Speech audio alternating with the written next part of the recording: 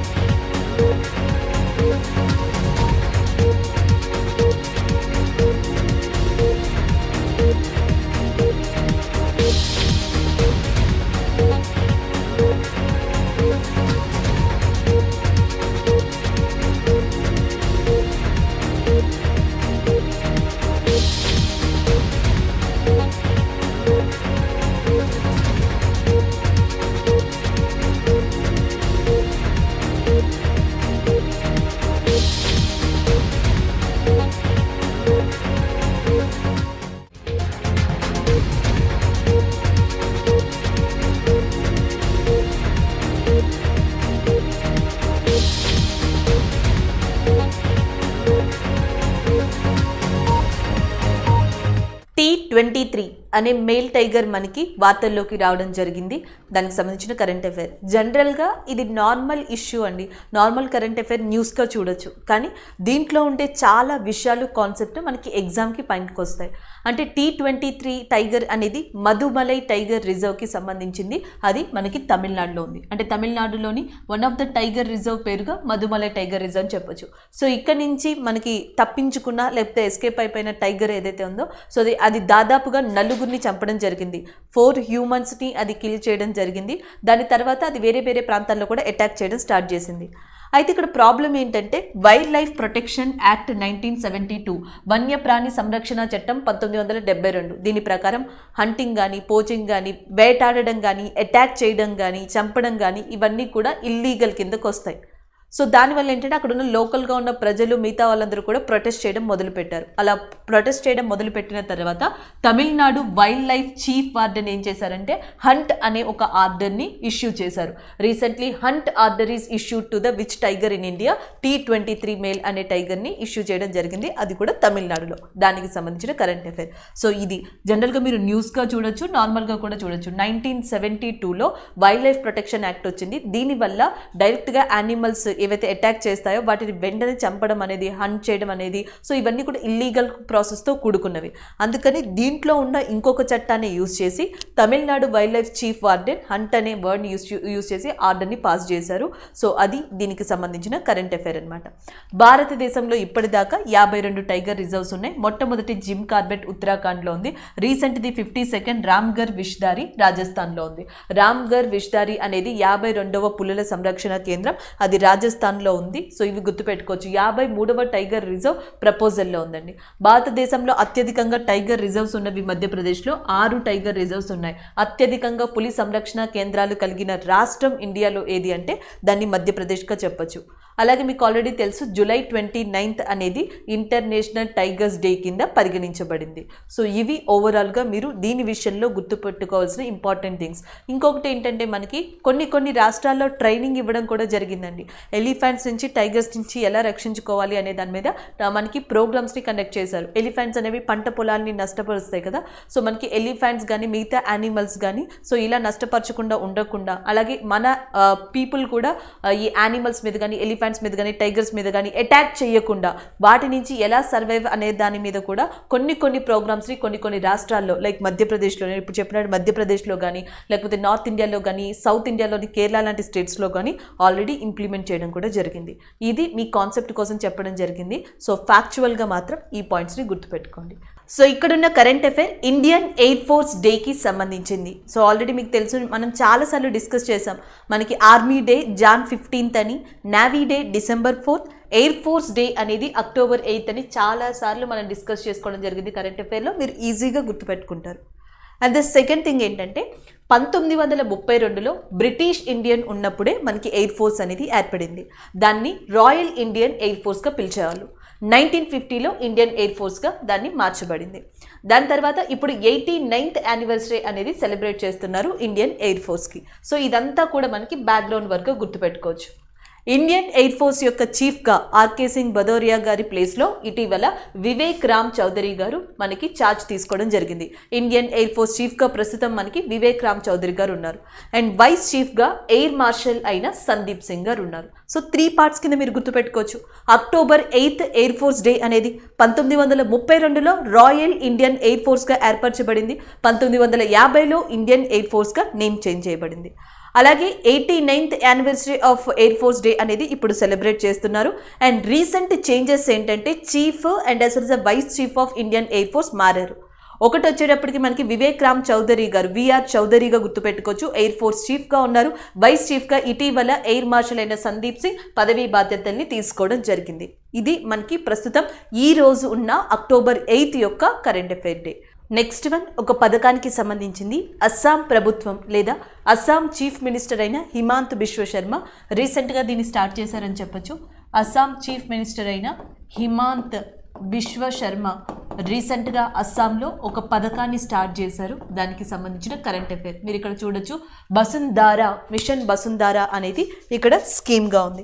అయితే ఈ స్కీమ్ యొక్క ముఖ్య ఉద్దేశం ఏంటి అంటే రెవెన్యూ డిజాస్టర్ మేనేజ్మెంట్ అని చెప్పాలి. సో జనరల్గా మనకి ల్యాండ్ రికార్డ్స్ కానీ లేకపోతే ల్యాండ్ ఇష్యూస్ కానీ ల్యాండ్ రిలేటెడ్ అంశాలు కానీ వీటిని అన్నిటినీ కూడా ఈజీగా అస్సాంలోని ఈ రూరల్ ప్రాంతంలో ఉన్న ప్రజలు యాక్సెస్ చేసుకునేలాగా ఈ రెవెన్యూ డిజాస్టర్ మేనేజ్మెంట్ అనేది మనకి మిషన్ బసుంధారా అనే దాన్ని స్టార్ట్ చేసింది. అండ్ ఇక్కడ నేను ఆల్రెడీ ఇచ్చాను మీకు ల్యాండ్ రిలేటెడ్ వర్క్స్ అని. ఇది కూడా మీకు కన్ఫ్యూజింగ్గా అనిపిస్తే నేను సెంట్రల్ గవర్నమెంట్ పథకం ఒకటి ఇక్కడ మీకు మెన్షన్ చేశాను, స్వామిత్వ పథకం అని. పిఎం స్వామిత్వ పథకం అని చెప్పేసి ఉంది. ఇదేంటంటే మెయిన్గా దీని యొక్క థీమ్ లేదా లక్ష్యం వచ్చేటప్పటికి land ownership in rural areas. అది దీని యొక్క మెయిన్ లక్ష్యంగా చెప్పొచ్చు. ఉద్దేశం, ఈ పథకం ఉద్దేశం ల్యాండ్ ఓనర్షిప్ ఇన్ రూరల్ ఏరియాస్తో. సో జనరల్గా మనకి పిఎం స్వామిత్వ పథకం అనేది వచ్చింది.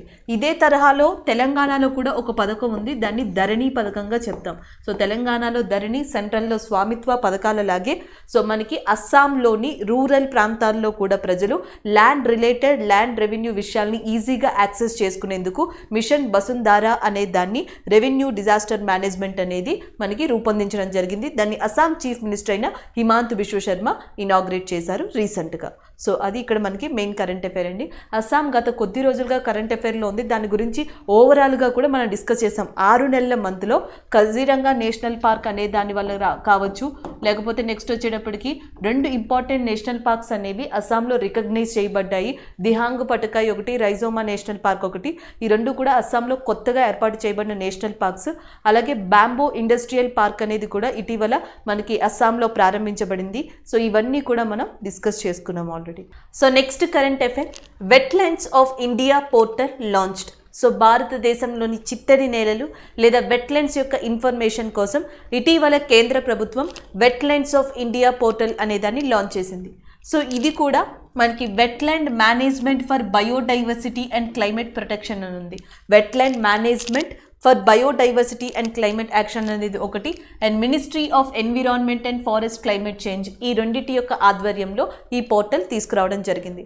అలాగే ప్రపంచంలోని భారతదేశంలోని చిత్తడి నేలలు లేదా వెట్లాండ్స్ అనే వాటిని కాపాడడం కోసం ఇరాన్లోని రామ్సర్ అనే సిటీలో రామ్సర్ కన్వెన్షన్ అనే దాన్ని 1971లో చేశారు. కానీ వాస్తవానికి అమల్లోకి వచ్చింది 1982లో. ప్రపంచంలోని వేటినైతే వెట్లాండ్స్ని ఈ రామ్సర్ కన్వెన్షన్ కింద గుర్తించారో అలాంటి వాటిని రామ్సర్ సైట్స్ అంటారు. గతంలో భారతదేశంలో 42 రామ్సర్ సైట్స్ ఉండేవి, ఇప్పుడు ప్రస్తుతం 46 ఉన్నాయి. 46 Ramsar sites in India which is recognised so far. Asia మొత్తంలోనే అతి ఎక్కువ రామ్సర్ సైట్స్ని కలిగి ఉన్న దేశం కూడా ఇండియానే. అలాగే ప్రపంచ చిత్తడి నేలల దినోత్సవం వరల్డ్ వెట్లాండ్స్ డే అనేది 2 ఫిబ్రవరిన సెలబ్రేట్ చేసుకోవడం జరుగుతుంది. ప్రపంచంలోనే అతిపెద్ద వెట్లాండ్ ఏరియా వచ్చేటప్పటికి సుందర్బన్స్. సో సుందర్బన్స్ ఇండియాలోనే అతిపెద్ద మనకి ఏదైతే అంటున్నామో మనం వెట్లాండ్ అది వచ్చేటప్పటికి Sundarbans which is located in west Bengal area. So కొన్ని చోట్ల చిల్కా లేక్ అని చెప్పి కూడా ఉంది అండి. బట్ సుందర్బన్స్ 4220 స్క్వేర్ కిలోమీటర్స్తో ఉంది. వెస్ట్ బెంగాల్లో భారతదేశంలోనే అతిపెద్ద చిత్తడి చిత్తడి నేలగా ప్రస్తుతం ఉంది. అండ్ ద నెక్స్ట్ వన్, భారతదేశంలో అతి చిన్న చిత్తడి నేల Renuka lake which is located in Himachal Pradesh 0.2 square kilometre ల్యాండ్తో ఇది ఆక్యుపై చేసుకుని ఉంది. సో ఇది వెట్లాండ్స్కి సంబంధించిన కొంత ఇన్ఫర్మేషన్. రీసెంట్గా వెట్లాండ్స్ పోర్టల్ అనే దాన్ని గవర్నమెంట్ ఆఫ్ ఇండియా లాంచ్ చేశారు, ministry of environment and forest climate change యొక్క ఆధ్వర్యంలో. సో ప్రస్తుతం దీనికి మంత్రిగా భూపేంద్ర యాదవ్ గారు ఉన్నారు. భూపేంద్ర యాదవ్ మనకి పర్యావరణ శాఖ మంత్రిగా ఉన్నారు. ఈ మంత్రిత్వ శాఖ ఆధ్వర్యంలో క్లైమేట్ ప్రొటెక్షన్ యొక్క డిపార్ట్మెంట్ యొక్క ఆధ్వర్యంలో ఈ పోర్టల్ లాంచ్ చేయబడింది. అలాగే భారతదేశంలో వెట్లాండ్స్కి సంబంధించిన ఇంకొక కాన్సెప్ట్గా రామ్సర్ సైట్స్ని చెప్తారు. వరల్డ్ వెట్లాండ్ అనేది 2 ఫిబ్రవరిన రికగ్నైజ్ చేయబడింది. సుందర్బన్స్ అనే వెట్లాండ్ ఏమో వెస్ట్ బెంగాల్లో ఉంది. మ్యాంగ్రూవ్స్ అనేవి ఇక్కడ చాలా ఫేమస్.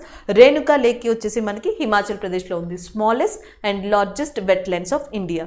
ఇవే కాకుండా ఇంకొంత ఇన్ఫర్మేషన్ వెట్లాండ్స్ గురించి చూద్దాం. సో నెక్స్ట్ ఇన్ఫర్మేషన్ వచ్చేటప్పటికి ప్రపంచంలో అత్యధికంగా ఏ కంట్రీలో రామ్సర్ సైట్స్ ఎక్కువ ఉన్నాయంటే that is nothing but UK, United Kingdom 175 దాకా ఉన్నాయి. సెకండ్ వచ్చేటప్పటికి మెక్సికో, మనకి 142 దాకా మెక్సికోలో ఉన్నాయి. First and second places. ఇండియాకి వచ్చేటప్పటికి ఇండియాలో 46 రామ్సర్ సైట్స్ ఉన్నా. సో అత్యధికంగా ఉత్తరప్రదేశ్లో ఉన్నాయి 8 రామ్సర్ సైట్స్ అనేవి. సో నెక్స్ట్ వచ్చేటప్పటికి ఏరియా దృష్ట్యా, వైశాల్యం దృష్ట్యా అతిపెద్ద లార్జెస్ట్ వెట్లాండ్ అనేది మనకి బొలీవియాలో ఉంది, ఏకంగా 1,48,000 మీటర్స్తో. And the next one square kilometres, 1,48 square కిలోమీటర్స్తో మనకి బొలీవియాలో అతిపెద్ద వెట్లాండ్ ఉంది. Next one Cobourg peninsula, first Ramsar site అండి. ప్రపంచంలో 1974లో గుర్తించబడింది ఫస్ట్ రామ్సర్ సైట్. ఆస్ట్రేలియాలోని కోబర్గ్ పెనిన్సులా అనేది అతిపెద్దది బొలీవియాలో ఉంది. ఎక్కువ సంఖ్యలో యునైటెడ్ కింగ్డమ్లో ఉన్నాయి, తర్వాత మెక్సికోలో ఉన్నాయి. భారతదేశంలోని ప్రస్తుతం ఉన్న 46 రామ్సర్ సైట్స్లో ఎక్కువగా ఉన్నవి ఉత్తరప్రదేశ్లో, వాటి సంఖ్య 8గా ఉంది. సో నెక్స్ట్ కరెంట్ అఫైర్ పథకానికి సంబంధించింది. ఇటీవల ఆంధ్రప్రదేశ్ ప్రభుత్వం so especially girls and women's కోసం మనకి ఒక పథకాన్ని స్టార్ట్ చేసింది, స్వేచ్ఛ అనే ప్రోగ్రామ్ని. దీనిని 5th అక్టోబర్న ఆంధ్రప్రదేశ్ యొక్క ముఖ్యమంత్రి అయిన వైఎస్ జగన్మోహన్ రెడ్డి గారు ప్రారంభించడం జరిగింది. ఇది కూడా ఏంటంటే అమ్మాయిల్లో ఎస్పెషల్లీ గర్ల్స్లో ఒక స్టిగ్మా లేకపోతే ఒక ఫియర్ అనే దాన్ని పోగొట్టడం కోసం, అవగాహన కల్పించడం కోసం, పీరియడ్స్ టైంలో లేదా మనకి మెన్సురేషన్ టైంలో ఏంటి అంటే జనరల్గా ఆ టైంలో ఎలా అవేర్నెస్గా ఉండాలి, సో ఎలాంటి వాటిని యూజ్ చేసుకోవాలి, మనకి ఎంత హైజెనిక్గా ఉండాలి, దీని గురించి చాలా కాలం మాట్లాడకపోవడం వల్ల, షై ఫీల్ అవ్వడం వల్ల, అవేర్నెస్ లేకపోవడం వల్ల రాను రాను అమ్మాయిలకి అంటే విమెన్స్కి కావచ్చు, గర్ల్స్కి కావచ్చు కొన్ని మనకి ఏమంటారు డిసీజెస్ లాంటివి, వ్యాధులు లాంటివి సంక్రమించడం, హెల్త్ ప్రాబ్లమ్స్ని సివియర్గా ఫేస్ చేయడం జరుగుతుంది. సో అందుకని చెప్పేసి వీటినన్నిటికీ చెక్ పెట్టడానికి స్వేచ్ఛ అనే ప్రోగ్రామ్ని స్టార్ట్ చేశారు. ఒకటి అవేర్నెస్ అనేది లేకపోవడం, రెండోది కాస్ట్ ఎఫెక్ట్. కొంతమంది అంటే మనకి ఎవరైతే బిలో పోవర్టీ లైన్ ఉంటారో, కొంతమంది పూర్ పీపుల్ ఉంటారో ఆ కేటగిరీకి సంబంధించిన అమ్మాయిలు ఎవరు కూడా ఎఫర్ట్ చేయలేరు, ప్రతి మంత్ కూడా మనకి దీనికి ఎఫర్ట్ చేయలేరు. కాబట్టి అందుకని చెప్పేసి పర్ ఇయర్కి 120 నాప్కిన్స్ని ఒక అమ్మాయికి ఇవ్వడం జరుగుతుంది. అంటే సంవత్సరానికి 120 నాప్కిన్స్ని ఒక అమ్మాయికి ఇవ్వడం జరుగుతుంది. అలా ఆంధ్రప్రదేశ్లోని ఎవరైతే ఉన్నారో బెనిఫిషరీదారులు, అర్హులు ఎవరైతే ఎఫర్ట్ చేయలేరో వాళ్ళందరికీ కూడా ఈ పథకం ద్వారా అవగాహనని కల్పిస్తారు అండ్ దానితో పాటు దీన్ని కూడా డిస్ట్రిబ్యూట్ చేయడం జరుగుతుంది. యాక్చువల్గా ఇదంతా one of the person initiative తీసుకున్నారని చెప్పాలండి. తమిళనాడు కోయంబత్తూర్కి సంబంధించిన అరుణాచలం మురుగనాథం యాక్చువల్గా అక్కడక్కడ కొన్ని సందర్భాల్లో ఈయనని ప్యాడ్మ్యాన్ ఆఫ్ ఇండియా కింద కూడా పిలుస్తారు. పర్ఫెక్ట్గా అయితే ఈ నేమ్ మనకి వాడుకలో లేదండి, బట్ కంపేర్ చేస్తారు. ఎందుకంటే అక్షయ్ కుమార్ ఈయన జీవితాన్ని ఇన్స్పైర్ అయ్యి ప్యాడ్మ్యాన్ అనే మూవీని కూడా తీయడం జరిగింది. సో అది ఈయన అరుణాచలం అనే పర్సన్. భారతదేశంలో లోయెస్ట్ అండ్ చీపెస్ట్ ప్యాడ్స్ని మ్యానుఫ్యాక్చర్ చేసిన పర్సన్. ఇప్పుడు ఈయన ఈ వార్తల్లో ఉన్నారు 2 days బ్యాక్. అదేంటంటే మనకి 100% బయోడిగ్రేడబుల్ నాప్కిన్స్ని లేదా ప్యాడ్స్ని మనకి ఈయన మ్యానుఫ్యాక్చర్ చేయడానికి ఓ కార్యక్రమాన్ని రూపొందించారు మనకి అరుణాచలం గారు. సో అందువల్ల ఈయన కూడా తిరిగి కరెంట్ అఫైర్స్లో ఉండడం జరిగింది. ఇది ఓవరాల్గా ఈ పథకానికి సంబంధించిన మెయిన్ థింగ్స్ అండి. సో నెక్స్ట్ కరెంట్ అఫైర్ ఒక క్యాంపెయిన్కి సంబంధించింది, కామధేను దీపావళి క్యాంపెయిన్. సో దీనిని ఇటీవల యానిమల్ అండ్ హస్బెండరీ మినిస్టర్ లేకపోతే మనకి పశు సంవర్ధక శాఖ మంత్రిగా పిలవచ్చు శ్రీ పరుషోత్తం రూపాలా గారు ప్రారంభించారు. ఇది ఆల్రెడీ ఎగ్జిస్ట్ అయి ఉన్న రాష్ట్రీయ కామధేను ఆరోగ్య అనే పథకం కింద లేకపోతే అనే ప్లాట్ఫామ్ కింద ఈ క్యాంపెయిన్ని లాంచ్ చేయడం జరిగింది. సో ఈ క్యాంపెయిన్ ఎందుకంటే మనకి లాస్ట్ ఇయర్ కూడా ఇలాంటి దాన్ని లాంచ్ చేశారు దీపావళి సందర్భంగా. సో త్వరలో మనకి దీపావళి ఫెస్టివల్ ఉంది కాబట్టి సో దాని సందర్భంగా తిరిగి మళ్ళీ ఈ క్యాంపెయిన్ని లాంచ్ చేయడం జరిగింది. ఇది కూడా దేనికంటే cow dung and cow urine, so ఆవు పేడ అంటాం కదా, సో ఆవు పేడ దాని రిలేటెడ్కి సంబంధించిన వాటితో కూడా ప్రొడక్ట్స్ని తయారు చేయొచ్చు, ఎకనామికల్గా బెనిఫిట్ పొందొచ్చు. జనరల్గా కౌ మిల్క్ నుంచి మనం మిల్క్ కానీ కర్డ్ కానీ గీ కానీ అంటే మనకి పెరుగు, నెయ్యి, పాలు వీటితో మాత్రమే డైరీ ప్రొడక్ట్స్ మాత్రమే మనం ఇప్పటి వరకు చూసాం. అలా కాకుండా కౌ డంగ్ కౌ యూరిన్ నుంచి కూడా దాదాపుగా 300కి పైగా ఐటమ్స్ని తయారు చేయొచ్చంట. లైక్ మీరు అక్కడ చూడొచ్చు సాంబ్రాణి కప్స్ కానీ, దీపావళి ల్యాంప్స్ కానీ, దీపక్ ల్యాంప్స్ కానీ, ధూప్ బత్తి కానీ, సో ఇలాంటి వాటిని తయారు చేయొచ్చు. ద బెస్ట్ ఎగ్జాంపుల్ చెప్తానండి. సో కౌ యూరిన్ లాంటి వాటి నుంచి మనకి ఖాదీ ప్రాకృతిక్ పెయింట్ అనే దాన్ని ఖాదీ విలేజ్ ఇండస్ట్రీ కమిషన్ తయారు చేసింది. ఇటీవల మనం డిస్కస్ చేసాం కూడా, మీకు గుర్తుండే ఉంటుంది. Khadi village industry commission Khadi Prakritik paint అనే దాన్ని ఇలాంటి పదార్థాల నుంచే మనకి తయారు చేయడం జరిగింది. ఎకో ఫ్రెండ్లీగా కూడా దాన్ని చెప్పడం జరిగింది. నితిన్ గడ్కరీ దానికి బ్రాండ్ అంబాసిడర్గా కూడా ఉన్నారు. సో అలా అనమాట. లాస్ట్ ఇయర్ ఏంటంటే ఈ దీపావళికి సంబంధించిన కప్స్ కానీ, ధూప్ కప్స్ కానీ ఇవన్నీ కూడా ఈ క్యాంపెయిన్స్ ద్వారా, ఇక్కడ మీరు చూడొచ్చు ఇంకొక క్యాంపెయిన్ కూడా ఉంది, గౌమాయ గణేష క్యాంపెయిన్ అని చెప్పేసి ఇలాంటి క్యాంపెయిన్స్ ద్వారా ప్రమోట్ చేశారు. దానివల్ల అప్పట్లో బాగా సక్సెస్ అయింది. నెక్స్ట్ స్టార్ట్అప్ స్టార్ట్ అయ్యాయి. లైక్ మనకి ఏదైతే దీపక్ ల్యాంప్స్ అని ఉందో ఆ స్టార్ట్అప్స్ కూడా ఇండియాలో స్టార్ట్ అయ్యాయి. అందుకని చెప్పి వాటిని ప్రోత్సహించాలి, వీటి గురించి కూడా ఎకనామికల్గా పీపుల్కి అవేర్నెస్ ఇవ్వాలి అన్న ఉద్దేశంతో మనకి పరుషోత్తం రూపాలా గారు, మంత్రి అయిన పరుషోత్తం రూపాలా గారు ఇటీవల కామధేను దీపావళి అనే ప్రోగ్రామ్ని లాంచ్ చేయడం జరిగింది, క్యాంపెయిన్ని లాంచ్ చేయడం జరిగింది. దానికి సంబంధించిన current affair. So next one, world coral reef report అనేది రావడం జరిగింది. ఇదివరకే నేను మీకు కోరల్ రీఫ్స్ అంటే ఏంటి అనేది కూడా ఎక్స్ప్లెయిన్ చేశాను. తెలుగులో పగడపు దిబ్బలని కూడా పిలవచ్చు. ఓషన్, సముద్రాల్లో మంచి ఎకోసిస్టమ్గా కూడా మనకి కోరల్ రీఫ్స్ని చెప్పచ్చు. అలాంటివి గ్లోబల్ వార్మింగ్ దానివల్ల నష్టపోతున్నాయంట. దానికి సంబంధించిన రిపోర్ట్ ఇది. సో ఇక్కడ మీరు చూడొచ్చు, global coral reef monitoring network, global coral reef monitoring network అనేది 2020కి సంబంధించిన ప్రపంచవ్యాప్తంగా కోరల్ రీఫ్స్కి సంబంధించిన రిపోర్ట్ని ఇవ్వడం జరిగింది. ఈ రిపోర్టు ప్రకారం చూసుకుంటే కేవలం 2009 నుంచి 2018 మధ్యలో ప్రపంచంలోని 14% ఆఫ్ కోరల్ రీఫ్స్ అనేవి దెబ్బతిన్నట్టుగా అవి చెప్తున్నాయి, స్పాయిల్ అయినట్టుగా చెప్తున్నాయి. అండ్ దానితో పాటు $2.7 ట్రిలియన్ ఎకనామిక్ యాక్టివిటీస్ అనేవి ఇవి జరుగుతాయంట. గూడ్స్ అండ్ సర్వీసెస్ కానీ లేకపోతే ఎకనామిక్ యాక్టివిటీస్ కానీ ఈ కోరల్ రీఫ్స్ ద్వారా జరుగుతుంది. $2.7 ట్రిలియన్ వరకు. అలాగే గ్లోబల్ వార్మింగ్ వల్ల, పొల్యూషన్ వల్ల, హ్యూమన్ యాక్టివిటీస్ వల్ల దాదాపుగా ప్రపంచంలో 14% కేవలం 2009 నుంచి 2018 మధ్యలో ఇవి దెబ్బతినడం కూడా జరిగాయి. సో మీరు ఇదివరకే మనం చూసాం, కోరల్ రీఫ్ అని చెప్పేసి ప్రపంచంలో అతిపెద్ద కోరల్ రీఫ్గా గ్రేట్ బ్యారియర్ రీఫ్ అనే దాన్ని పిలుస్తారు. సో గ్రేట్ బ్యారియర్ రీఫ్ అనేది ప్రపంచంలోనే అతిపెద్ద కోరల్ రీఫ్. ఇది మనకి ఆస్ట్రేలియాలో ఉంది. దీన్ని యునెస్కో కూడా రికగ్నైజ్ చేసుకుంది. యునెస్కో వారసత్వపు ప్రదేశం, UNESCO world heritage site in ఆస్ట్రేలియాగా కూడా మనకి గ్రేట్ బ్యారియర్ రీఫ్ అనే దాన్ని చెప్తారు. సో దీన్ని డేంజర్ లిస్ట్లో పెడతాము అని యునెస్కో ప్రతిపాదించడం, తర్వాత పెట్టము అని చెప్పడం, ఈ ఇష్యూస్ వల్ల గ్రేట్ బ్యారియర్ రీఫ్ అనేది న్యూస్లోకి రావడం జరిగింది. అది ఆస్ట్రేలియాలో ఉంది అండ్ ప్రపంచంలోనే అతిపెద్ద కోరల్ రీఫ్గా చెప్పొచ్చు. అండ్ ఈ రిపోర్టు ప్రకారం దాదాపుగా ఈ సంవత్సరాల మధ్యలో 14% ఆఫ్ కోరల్ రీఫ్స్ అనేవి దెబ్బతిన్నాయి. కోరల్ బ్లీచింగ్ అంటాం. కోరల్ బ్లీచింగ్ అంటే మనం అధికంగా పొల్యూటెంట్స్ని యూజ్ చేయడం వల్ల, వేస్టేజ్ని కానీ కెమికల్స్ని కానీ ఇలాంటి వాటిని సముద్రంలోకి వదలడం వల్ల మీకు ఇక్కడ ఏవైతే బ్యూటిఫుల్ కలర్ఫుల్ ప్లాంట్స్ కనిపిస్తున్నాయో ఇవన్నీ వైట్ కలర్లో మారిపోతాయి. దానిని కోరల్ బ్లీచింగ్ అంటాం. అలా నెమ్మదిగా కోరల్ రీఫ్స్ తమ యొక్క ఉనికిని కోల్పోతాయి అన్నమాట. సో అలా 14% వరకు ఇట్లానే జరిగింది, ఇలానే కోల్పోయాయి తమ ఉనికిని అని చెప్పేసి ఈ రిపోర్ట్ ద్వారా చెప్పడం జరిగింది. అలాగే కోరల్ రీఫ్స్కి సంబంధించి ఇంకొంత ఇన్ఫర్మేషన్ మనం ఒకసారి చూద్దాం. సో నేను ఆల్రెడీ చెప్పాను మీకు, ప్రపంచంలోనే అతిపెద్ద కోరల్ రీఫ్గా గ్రేట్ బ్యారియర్ రీఫ్ని పిలుస్తారు, ఆస్ట్రేలియాలో ఉందని. అలాగే రెయిన్ ఫారెస్ట్ ఆఫ్ ఓషన్స్ అని కూడా దేన్ని పిలవడం జరుగుతుంది అంటే దట్ ఈస్ నథింగ్ బట్ కోరల్స్ని పిలుస్తారు. రెయిన్ ఫారెస్ట్ ఆఫ్ ఓషన్స్ అని చెప్పేసి కోరల్స్ని పిలవడం జరుగుతుంది. అలాగే భారతదేశంలోని Andaman and Nicobar, Lakshadweep, Gulf of Mannar ఈ ఏరియాస్లో మనకి కోరల్స్ లొకేట్ అయి ఉన్నాయి. ఎస్పెషల్లీ గల్ఫ్ ఆఫ్ మన్నార్లో ఉన్న కోరల్స్ని మన్నార్ బ్యారియర్గా పిలవడం జరుగుతుంది. మన్నార్ బ్యారియర్ రీఫ్ దాదాపుగా 140 కిలోమీటర్ల డిస్టెన్స్తో ఇది ఇది వ్యాప్తి చెందింది. రీసెంట్గా మనకి Kanyakumari and as well as Kovalam అనే ప్రదేశాల్లో దానికి దగ్గరలో గ్రూప్ ఆఫ్ శాస్త్రవేత్తలు కోరల్ రీఫ్లో ఒక రకాన్ని కనుగొన్నారు. దాన్ని స్నోఫ్లేక్ కోరల్ అని కూడా పిలుస్తారు, లేదా కెరిజోవా రైజీ అని కూడా పిలవడం జరుగుతుంది. ఇదేంటంటే కోరల్ రీఫ్లో ఒక డిఫరెంట్ ఫామ్ అంట, బట్ ఇది థ్రెట్ అని చెప్తున్నారు. ఎందుకంటే ఇది చాలా ర్యాపిడ్గా గ్రోత్ అవుతుందంటే ఎక్కువ స్పేస్ని ఆక్యుపై చేస్తుందంట. మిగతా మెరైన్ ఎకో సిస్టమ్ కానీ మెరైన్ యానిమల్స్కి కావాల్సిన కానీ ప్లేస్ని కూడా ఇదే ఆక్యుపై చేస్తుందని చెప్తున్నారు. సో దాని పేరు స్నోఫ్లేక్ కోరల్. మొట్టమొదటిగా ఈ స్నోఫ్లేక్ కోరల్ని 1972లో పెరల్ హార్బర్ దగ్గర కనుగొన్నారు. రీసెంట్గా మళ్ళీ మన కంట్రీ దగ్గరే కనుగొనడం జరిగింది. సో ఇవి మీరు గుర్తుపెట్టుకోవాల్సినవి. ఇది గుర్తుపెట్టుకోలేకపోయినా మ్యాక్సిమం ఇవి గుర్తుపెట్టుకోండి. సో మనకి రెయిన్ ఫారెస్ట్ ఆఫ్ ఓషన్ అని చెప్పేసి కోరల్ని పిలుస్తారు. గ్రేట్ బ్యారియర్ రీఫ్ ఆస్ట్రేలియాలో ఉంది, అలాగే మన్నార్ బ్యారియర్ రీఫ్ తమిళనాడు దగ్గర ఉంది, లేదా బే ఆఫ్ బెంగాల్ దగ్గర ఉంది. ఈ పాయింట్స్ని మీరు గుర్తుపెట్టుకోవాల్సి ఉంటుంది.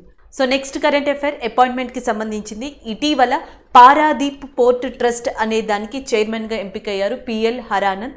దానికి సంబంధించిన current affair. P L Haranand appointed as a new chairman of Paradip port trust. So అది ఇక్కడ కరెంట్ అఫైర్ అండి.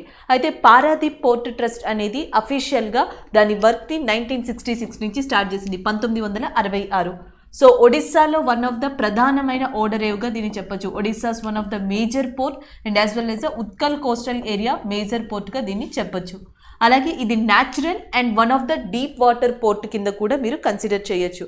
Aluminium, iron and fertilisers, chemicals ఇలాంటి వాటిని భారతదేశం నుంచి ఆసియా, ఆగ్నేయాసియా లాంటి కంట్రీలకి మనకి ఎక్స్పోర్ట్ ఇంపోర్ట్ చేసుకుంటూ వస్తుంది పారాదీప్ పోర్ట్.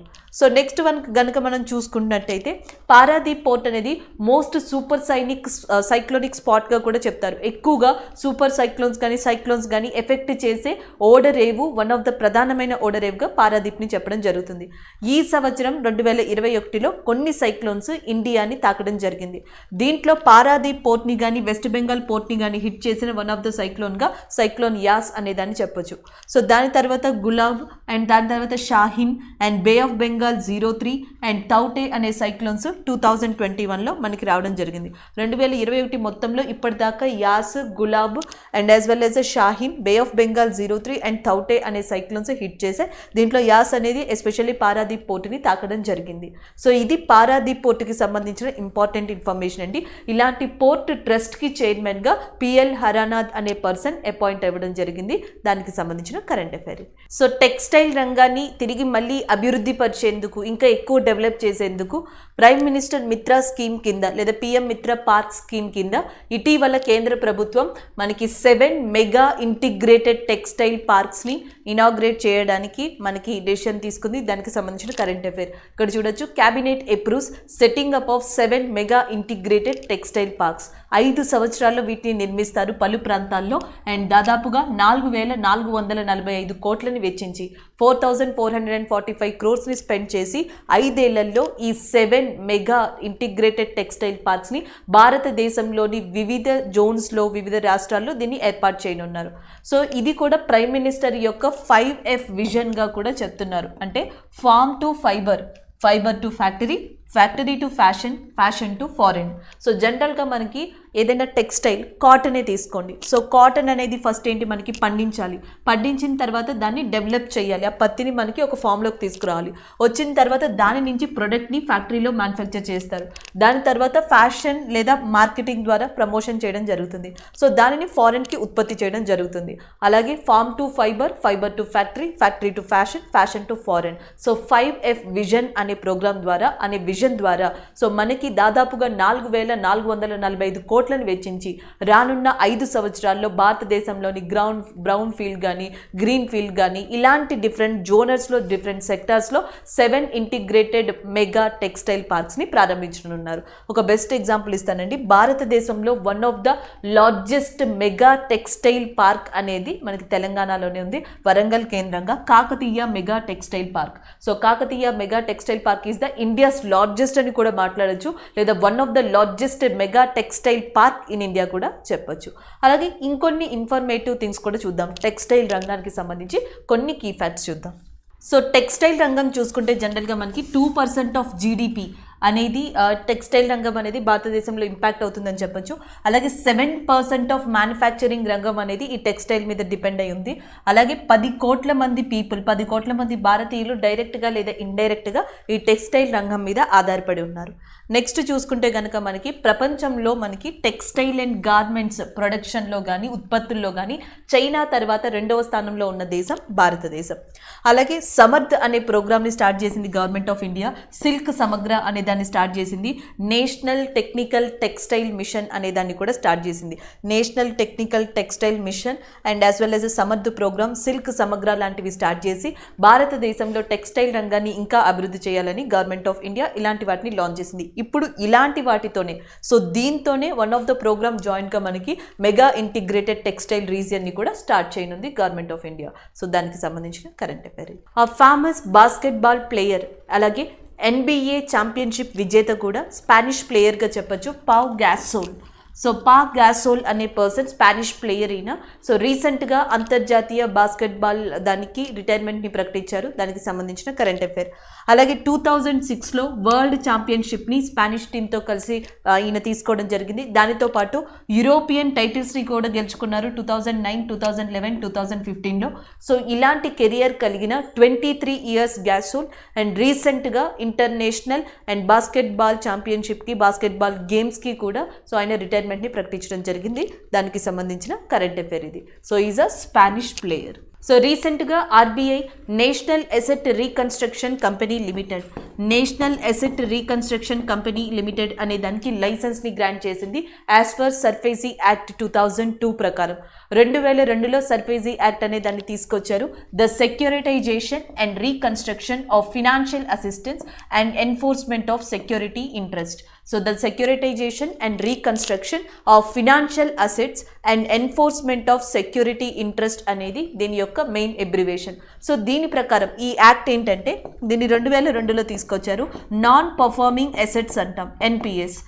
ఎన్పిఎస్ దగ్గర నుంచి మనీని రికవర్ చేయడానికి బ్యాంక్స్కి ఈజీగా వెసులుబాటుని కల్పిస్తూ తీసుకొచ్చిన చట్టంగా దీన్ని చెప్పొచ్చు అనమాట. ఎన్పిఎస్ బ్యాంక్ దగ్గర ఏవైతే ఉన్నాయో వాటిని 2 రకాలుగా రికవర్ చేయొచ్చు. ఒకటి ఏంటంటే డైరెక్ట్గా ఆ ప్రాపర్టీని తీసుకొని అమ్మడం ద్వారా సెల్ చేయడం ద్వారా అలా లోన్ని రికవర్ చేసుకోవచ్చు. లేదా ఓనర్షిప్ని తీసుకొని అలా కూడా మనకి ఈ ఎన్పిఏని రికవర్ చేయడం జరుగుతుంది. ఇదంతా కూడా సర్ఫేసీ యాక్ట్ కింద 2002లో గవర్నమెంట్ ఆఫ్ ఇండియా తీసుకొచ్చింది. ఈ సర్ఫేసీ యాక్ట్ సెక్షన్ 3 ప్రకారం నేషనల్ మనకి అసెట్ రీకన్స్ట్రక్షన్ కంపెనీ లిమిటెడ్ అనే దానికి ఇటీవల ఆర్బీఐ మనకి ఒక లైసెన్స్ ఇవ్వడం జరిగింది. దానికి సంబంధించిన current affair. Next one fashion and fitness సంబంధించిన ఒక కంపెనీ, దాని పేరు ఫైర్ బోల్ట్. ఫైర్ బోల్ట్ అనే దానికి ఇటీవల నూతన బ్రాండ్ అంబాసిడర్గా అపాయింట్ అయ్యారు విరాట్ కోహ్లీ. దానికి సంబంధించిన కరెంట్ అఫైర్ ఆల్రెడీ మనం డిస్కస్ చేసుకున్నాం. డిజీ ఇన్సూరెన్స్, వివో మొబైల్స్ ఇవే కాకుండా చాలా వాటికి బ్రాండ్ అంబాసిడర్గా ఉన్నారు విరాట్ కోహ్లీ గత కొద్ది సంవత్సరాలుగా. అయితే ఈ సంవత్సరం తిరిగి రీసెంట్గా ఫైర్ బోల్ట్ ఏదైతే ఫ్యాషన్ అండ్ ఫిట్నెస్కి సంబంధించిన క్వాలిటీ ప్రొడక్ట్స్ ఉన్నాయో ఆ బ్రాండ్ పేరు ఫైర్ బోల్ట్గా చెప్తున్నారు. దానికి బ్రాండ్ అంబాసిడర్గా రీసెంట్గా విరాట్ కోహ్లీ అపాయింట్ అయ్యారు. దానికి సంబంధించిన కరెంట్ అఫైర్. నెక్స్ట్ వన్ స్కీమ్కి సంబంధించింది. గుడ్ సమారిటన్ స్కీమ్ లేదా సమారిటన్ స్కీమ్ అనేది ఇప్పుడు మనకి న్యూస్లోకి రావడం జరిగింది. అండ్ సొసైటీలో వన్ ఆఫ్ ద గుడ్ ఇనిషియేటివ్గా దీన్ని చెప్పచ్చు. ఎందుకంటే సొసైటీని 2 రకాలుగా మనం చేంజ్ చేయడానికి ఛాన్స్ ఉంటుంది. ఒకటి మోటివేషన్ వర్డ్స్ ద్వారా, లేకపోతే కొన్ని ప్రోత్సాహకరమైన పథకాల ద్వారా. గవర్నమెంట్ ఆఫ్ ఇండియా 2వ స్కీమ్ని లేదా 2వ పాత్ని ఎంచుకుందని చెప్పాలి. భారతదేశంలో వన్ ఆఫ్ ద కనిపించని ప్రాబ్లం ఏది అంటే ఒక మేజర్ ప్రాబ్లంగా రోడ్ యాక్సిడెంట్స్ని చెప్పచ్చు. Even most of the important influenced highly profiled personals దగ్గర నుంచి అండ్ లో ప్రొఫైల్ పర్సన్స్ వరకు రోడ్ యాక్సిడెంట్స్ వల్ల చాలా మంది భారతదేశంలో చనిపోవడం జరుగుతుంది. వీళ్ళలో 50% ఆఫ్ పీపుల్ బతికే ఛాన్స్ ఉన్నా మనకి ఇనిషియేటివ్ అనేది ప్రజల నుంచి రాకపోవడం వల్ల ఇలాంటివి జరుగుతున్నాయి. అంటే యాక్సిడెంట్ జరిగిన 1 అవర్ని గోల్డెన్ అవర్ కింద తీసుకుంటారు, మెయిన్ ప్రీషియస్ టైం అది. ఆ టైంలో ఎవరైతే ఎమర్జెన్సీ లేదా ఆథరైజ్డ్ పర్పస్లో అసిస్టెన్సీ అందిస్తారో ఆ టైంలో 99% ప్రాణం బతకడానికి అవకాశం ఉంటుంది. సో ఈ అవకాశాన్ని చాలామంది రిస్క్ ఫ్యాక్టర్స్ అని చెప్పేసి లేకపోతే భయపడో అవేర్నెస్ లేకపోవడం వల్ల సో తీసుకోలేకపోతున్నారు, రెస్పాన్సిబిలిటీ తీసుకోలేకపోతున్నారు. సో అందుకని ట్రాఫిక్ వాళ్ళు చాలా మోటివేషన్స్ పెట్టారు, స్కీమ్స్ పెట్టారు, కొన్ని మాటలు చెప్పడం జరిగింది. సో ఇవన్నీ పక్కన పెట్టి ఇప్పుడు ఏం చేశారంటే మనకి ఈ స్మార్టియన్ అనే స్కీమ్ని తీసుకురావడం జరిగింది, సెమాటియన్ స్కీమ్ని తీసుకురొచ్చారు. సో దీంట్లో ఏంటంటే మీరు ఇక్కడ చూడొచ్చు, Samaritans are nothing but without expectation of reward voluntarily come forward to immediate assistancy. ఏది ఎక్స్పెక్ట్ చేయకుండా పేమెంట్ని కానీ రివార్డ్ని కానీ ఇలాంటిది ఎక్స్పెక్ట్ చేయకుండా ఇమీడియట్గా కనుక హెల్ప్ కోసం సహాయం చేయడానికి కనుక వస్తే వాళ్ళని ఇట్లా పిలుస్తారు. సో ఈసారి నుంచి ఇలాంటి వాళ్ళకి ప్రభుత్వం ఒక ప్రోత్సాహకరమైన రివార్డ్ని కూడా అందించనుంది, 5,000 రూపీస్ని అందించనుంది. దానితో పాటు ఒక సర్టిఫికెట్ని కూడా ఇస్తారు. సో మొత్తం దేశవ్యాప్తంగా సంవత్సరం మొత్తంలో ద టాప్ 10 బెస్ట్ పర్సన్స్ని తీసి వాళ్ళకి 1 lakh వరకు క్యాష్ ప్రైజ్ ఇవ్వడం జరుగుతుంది. సో ఇలాంటి స్కీమ్ని government of India ministry of road and transportation కింద ఇటీవల తీసుకురావడం జరిగింది. అలాగే మినిస్ట్రీ ఆఫ్ రోడ్ ట్రాన్స్పోర్టేషన్ ప్రస్తుతం నితిన్ గడ్కరీ గారి కింద ఉంది. సో ఇది కూడా మీరు గుర్తుపెట్టుకోవచ్చు.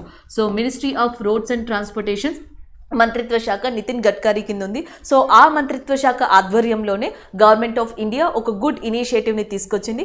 అది కూడా ఈ సంవత్సరం 15th అక్టోబర్ నుంచి 2026 31st మార్చ్ వరకు ఈ స్కీమ్ని భారతదేశంలో అమలుపరచనుంది కేంద్ర ప్రభుత్వం. సో ఇటీవల ప్రముఖ మనకి టెలివిజన్ నటుడుగా చెప్పొచ్చు, ఇండియాలో చాలా పాపులర్ రామాయణ సీరియల్ ద్వారా, రామాయణ సీరియల్లోని మనకి రావణ అనే క్యారెక్టర్ ద్వారా సో ఆయన అందరికీ సుపరిచితమైన వ్యక్తిగా చెప్పొచ్చు. ఆయన పేరు అరవింద్ త్రివేది. సో రీసెంట్గా రామాయణ సీరియల్లోని మనకి ఎవరైతే రావణ్ అనే క్యారెక్టర్తో చాలా ఫేమస్ అయిన మనకి అరవింద్ త్రివేది అనే పర్సన్ ఉన్నారో, 82 సంవత్సరాల ఈ పర్సన్ ఏజ్ రిలేటెడ్ ఇష్యూస్తో ఈ మధ్యన చనిపోవడం జరిగింది. దానికి సంబంధించిన కరెంట్ అఫైర్. అలాగే ఈయన 1990s టైంలో ఎంపీగా కూడా చేశారు. మనకి గుజరాత్లోని సబర్కాతా నియోజకవర్గం నుంచి ఎంపీగా పార్లమెంట్కి ఎన్నిక కావడం జరిగింది. అలాగే సెంట్రల్ బోర్డ్ ఆఫ్ ఫిలిం సర్టిఫికేషన్కి కూడా చైర్మన్గా వర్క్ చేశారు. Central board of film certification అనే దానికి చైర్మన్గా వర్క్ చేశారు. అలాగే నెక్స్ట్ వచ్చేటప్పటికి మనకి ఎంపీగా కూడా గుజరాత్ యొక్క నియోజకవర్గం నుంచి ఎన్నికయ్యి పార్లమెంట్లో 1990 కాలంలో ఈయన వర్క్ చేయడం జరిగింది. అలాగే రావణ పాత్ర ద్వారా రామాయణ సీరియల్లో భారతదేశంలోని చాలా మందికి దగ్గరైన వ్యక్తి అరవింద్ త్రివేది గారు రీసెంట్గా మరణించడం జరిగింది. దానికి సంబంధించిన కరెంట్ అఫైర్ ఇది. సో నెక్స్ట్ కరెంట్ అఫైర్ ని చూద్దాం. Arvind Trivedi recently died and the best known for his role of Ravan in Ramayana. So next one, US India business corporation. Already మనం ఇలాంటి అవార్డ్స్ని లాస్ట్ కరెంట్ అఫైర్లో చూసాం. బట్ ఈసారి యుఎస్ ఇండియా బిజినెస్ కార్పొరేషన్ అనేది 2021 global leadership humanitarian అవార్డ్స్ని ప్రకటించింది. ఈ humanitarian అవార్డ్స్ని 3 వ్యక్తులకి ఇవ్వడం జరిగింది. ఒకటి మైక్రోసాఫ్ట్ ప్రెసిడెంట్ అయిన బ్రాడ్ స్మిత్కి, అండ్ నెక్స్ట్ ఎసెంచర్ సిఓ అయిన జూలీ అనే పర్సన్కి, అండ్ నెక్స్ట్ ఐబిఎం యొక్క సిఓ అయిన Arvind Krishna, Julie Sweet, and the next one Brad Smith. వీళ్ళ 3కి కూడా మనకి ఈ సంవత్సరం ఏదైతే యుఎస్ బేస్డ్ బిజినెస్ కార్పొరేషన్ ఉందో అది మనకి 2021 హ్యుమానిటేరియన్ అవార్డ్స్ని ప్రకటించడం జరిగింది. దానికి సంబంధించిన కరెంట్ అఫైర్. సో ఈరోజు ఏవైతే మనం కరెంట్ అఫైర్స్ డిస్కస్ చేసామో సో వాటి రివ్యూ చూద్దాం. First one air Force day. So air Force day వచ్చేటప్పటికి October 8th రికగ్నైజ్ చేయబడింది. దీని గురించి మనం డిస్కస్ చేసాం. అండ్ దాని తర్వాత గుడ్ సెమాటియన్ స్కీమ్ అనేది, సో దీని గురించి కూడా మనం డిస్కస్ చేయడం జరిగింది. రోడ్ యాక్సిడెంట్స్కి సంబంధించి ఇమీడియట్గా ఎవరైతే రెస్పాండ్ అవుతారో అలాంటి వాళ్ళకి ప్రోత్సహించడానికి ఈ పథకం వచ్చింది.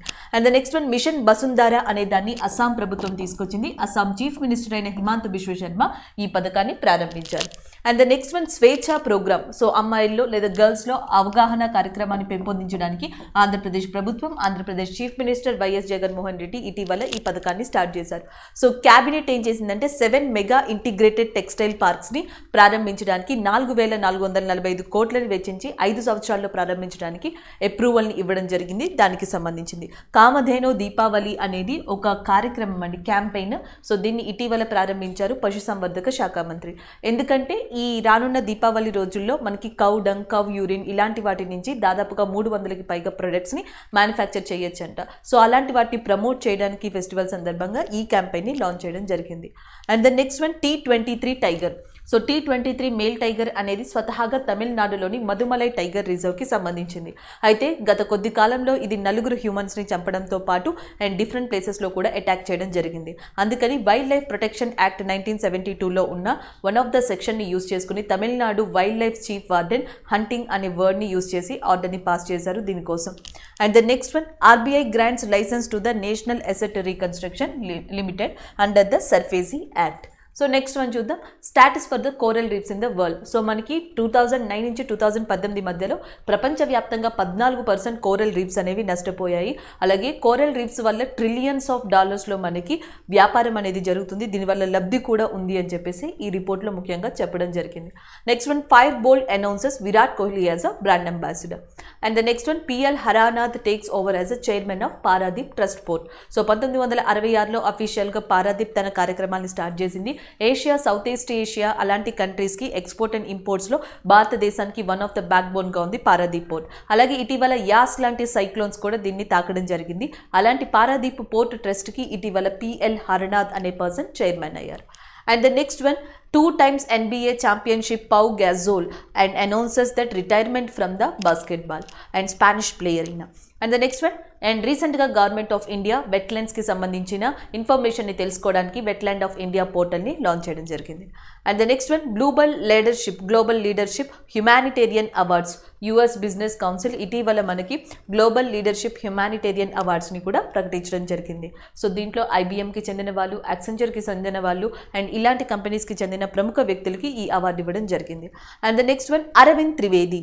సో అరవింద్ త్రివేది రామాయణలో లాంటి వాటిల్లో రావణ క్యారెక్టర్ వేసి భారతదేశంలోనే చాలా ఫేమస్ పర్సన్గా గుర్తింపు పొందిన పర్సన్ ఈయన.